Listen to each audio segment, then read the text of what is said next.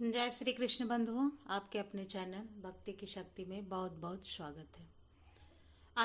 आज फाल्गुन मास के शुक्ल पक्ष की त्रयोदशी तिथि है और त्रयोदशी तिथि रविवार पड़ने के कारण रवि प्रदोष व्रत कहा जाता है। और रवि प्रदोष व्रत की कथा सुनने का विधान है। आज का दिन विशेष है, रवि प्रदोष व्रत, और यह व्रत तब आता है जब प्रदोष काल रविवार को पड़े। और इस दिन भगवान शिव के साथ ही सूर्य देव का भी विशेष उपासना की जाती है।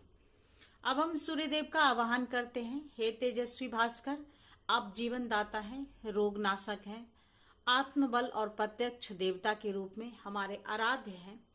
कृपया हम पर अपनी कृपा दृष्टि बनाए रखें। आज हम इस पावन व्रत के माध्यम से अपनी मनोकामनाओं की पूर्ति के लिए भगवान शिव, माता पार्वती और भगवान श्री गणेश और सूर्य देव से प्रार्थना करते हैं कि हमारा जीवन रोग, दोष, क्लेश और अज्ञान से मुक्त होकर शांति, समृद्धि और भक्ति से भर जाए।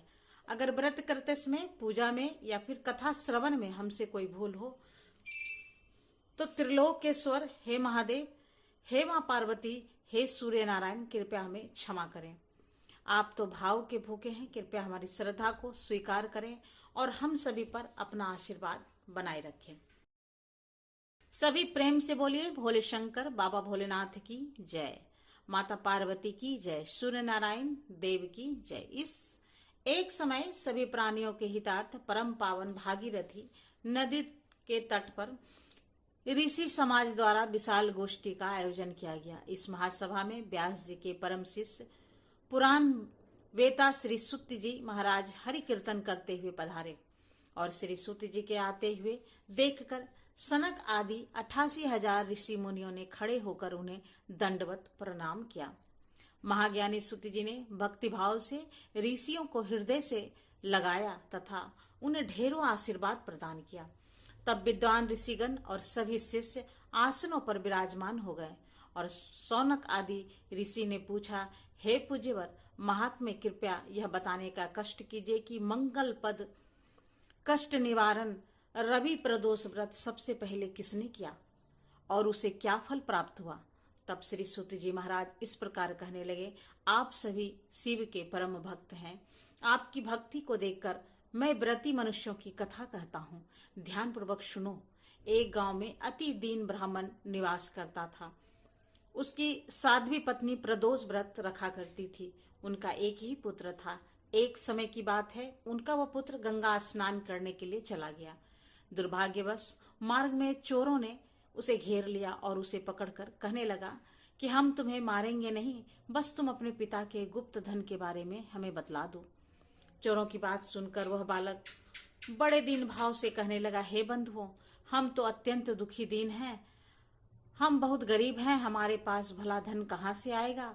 बालक की बात सुनकर चोर कहने लगे, तो फिर बता, तेरी इस पोटली में क्या बंधा हुआ है। बालक ने चोरों की बात सुनकर बिना डर से कहा कि इसमें तो मेरी माँ ने मेरे लिए रोटियां दी है। ये सुनकर चोरों को उस बालक पर दया आ गई।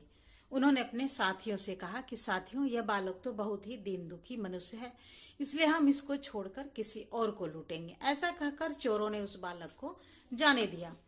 अब वह बालक वहां से चलते चलते एक नगर में जा पहुंचा। नगर के पास ही बरगद का एक विशाल वृक्ष था। वह थका हुआ था, इसलिए वह बालक उसी बरगद के वृक्ष की छाया में सो गया। उसी समय उस नगर के सिपाही चोरों को खोजते हुए उस बरगद के वृक्ष के पास ही जा पहुंचे जहां पर वह बालक सोया हुआ था। वह बालक को चोर समझकर बंदी बनाकर राजा के पास ले गए। तब राजा ने उस बालक को कारावास में बंद करने का आदेश दे दिया। उधर ब्राह्मणी का लड़का जब रात होने पर घर नहीं लौटा तो उसे अपने बेटे की बहुत चिंता हुई। अब अगले दिन प्रदोष व्रत था। ब्राह्मणी ने प्रदोष व्रत रखा और भगवान शिव से सारा दिन मन ही मन अपने पुत्र की कुशलता की प्रार्थना करने लगी।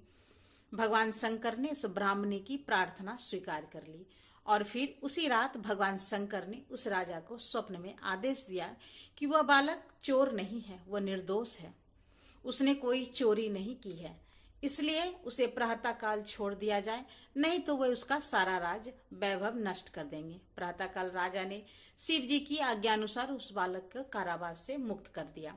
बालक ने तब अपनी सारी कहानी राजा को कह सुनाई। बालक के मुंह से सारा वृतांत सुनकर राजा ने अपने सिपाहियों को उस बालक के घर भेजा और उसके माता पिता को अपने दरबार में बुलाकर राज दरबार में बुलवाए जाने के कारण उसके माता पिता बहुत भयभीत हो गए।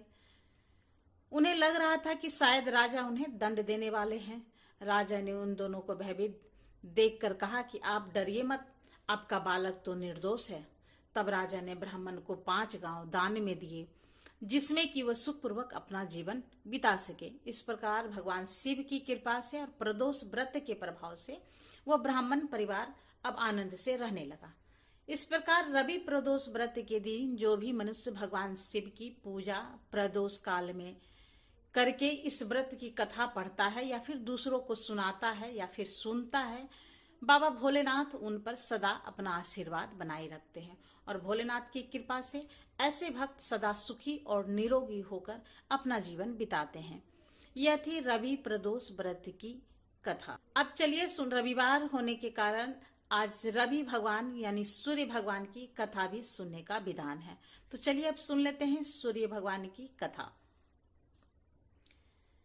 एक बार एक नगर में एक वृद्धा रहती थी। वह रविवार को नियम से घर आंगन को गोबर से लीपकर फिर भोजन तैयार करती और फिर सूर्यदेव को भोग लगाने के बाद ही खुद भोजन किया करती थी। ऐसा व्रत करने से उनका घर धन्य धान्य से भरा रहता। हरि की कृपा से घर में किसी भी प्रकार का कोई भी दुख नहीं होता था। घर में सब कुछ आनंद मंगल था। इस तरह कुछ दिन बीत जाने पर वह पड़ोसन जिनकी गाय का गोबर वह वृद्धा लाया करती थी, वह विचार करने लगी कि यह बूढ़ी माई हमेशा मेरी गाय की गोबर ले जाती है। यह सोचकर एक दिन उसने अपने गाय को घर के अंदर बांध दिया। फिर तो वह हर दिन ही अपने गाय को घर के भीतर बांधना शुरू करने लगी। इधर गोबर न मिलने पर बूढ़ी माई रविवार के दिन अपने घर को लीप नहीं पाई, इसलिए ना ही उसने भोजन बनाया, ना ही भगवान को भोग लगाया और ना ही खुद भोजन किया। इस तरह उन्होंने निराहार व्रत किया। सुबह से शाम, शाम से रात हो गई और वह बूढ़ी माई भूखी ही सो गई। फिर रात में भगवान ने उसे स्वप्न में दर्शन दिए और भोजन ना बनाने और भोग न लगाने के कारण पूछा। तब बूढ़ी माई ने सूर्यदेव को बताया कि गोबर न मिलने के कारण आज वह भोजन नहीं बना सकी। तब भगवान भास्कर ने कहा कि माता, हम तुमको ऐसी गाय देंगे जिससे सभी इच्छाएं पूर्ण हो जाएगी, क्योंकि तुम हमेशा रविवार को गोबर से लीपकर फिर भोजन बनाती हो, भोग लगाकर ही खुद भोजन करती हो। इसलिए मैं आपसे प्रसन्न होकर आपको वरदान देता हूँ। तब सपने में भगवान का यह वरदान पाकर जब बूढ़ी माई की आंखें खुली तो देखा कि आंगन में एक सुंदर सी गाय और बछड़ा बंधे हुए हैं। गाय और बछड़े को देखकर वह खुश हो गई और घर के बाहर बांधकर उन्हें खाने को चारा डाल दिया। इधर जब पड़ोसन ने बूढ़ी माई के घर से बाहर बहुत सुंदर गाय और बछड़े को देखा तो ईर्ष्या से प्रेरित होकर उसका हृदय जल उठा। और जब उसने देखा कि गाय ने सोने का गोबर दिया है तो वह गाय का सोने का गोबर उठाकर ले गई और अपने गाय के साधारण गोबर को उसकी जगह पर रख दिया। वह रोजाना ऐसा ही करती रही और इधर सीधी सादी बूढ़ी माई को कानो कान इसकी खबर तक नहीं। एक दिन सर्वव्यापी ईश्वर ने सोचा कि चालाक पड़ोसन की वजह से वृद्धा ठगी जा रही है। तब एक शाम उन्होंने अपनी माया से बड़ी जोर की आंधी ला दी। आंधी के डर से वृद्धा ने अपनी गाय को घर के भीतर बांध दिया। जब गाय ने गोबर दिया तो वह हैरान रह गई। फिर जो वह रोजाना अपनी गाय को घर के भीतर ही बांधने लगी। उधर पड़ोसन ने देखा कि गौ घर के अंदर बंधने लगी है और वह सोने का गोबर उठाने में कामयाब नहीं हो पा रही है। तो कुछ उपाय न देखकर एक दिन पड़ोसन ने राजा के महल में जाकर सारी बात बता दी। पड़ोसन ने राजा से कहा, महाराज, मेरे पड़ोस में एक वृद्धा के पास ऐसी गाय है जो आप जैसे राजाओं के योगी ही है और यह गाय रोजाना सोने का गोबर देती है। आप सोने से प्रजा का पालन कीजिए, वृद्धा भला उस सोने के क्या करेगी।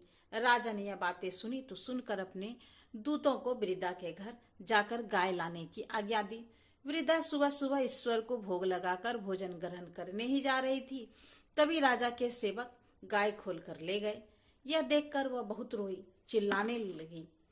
चिल्लाई, लेकिन कर्मचारी ने एक न सुनी।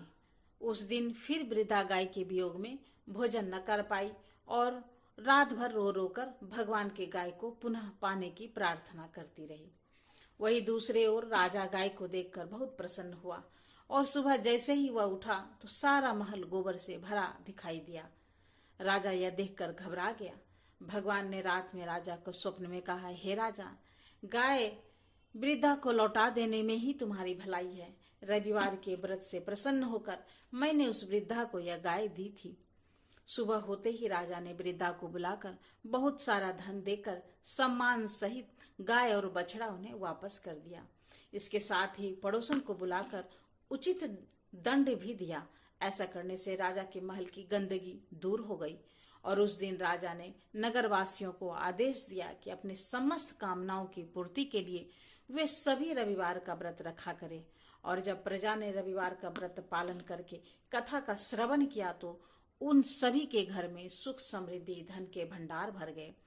ऐसी है रविवार व्रत की महिमा। तो बोलिए सूर्य नारायण भगवान की जय। तो उम्मीद है ये कथा आप सभी को पसंद आई है और आप लोगों के लिए उपयोगी सिद्ध भी है। तो फिर मिलते हैं एक नई वीडियो में नई जानकारी के साथ। तब तक के लिए नमस्कार।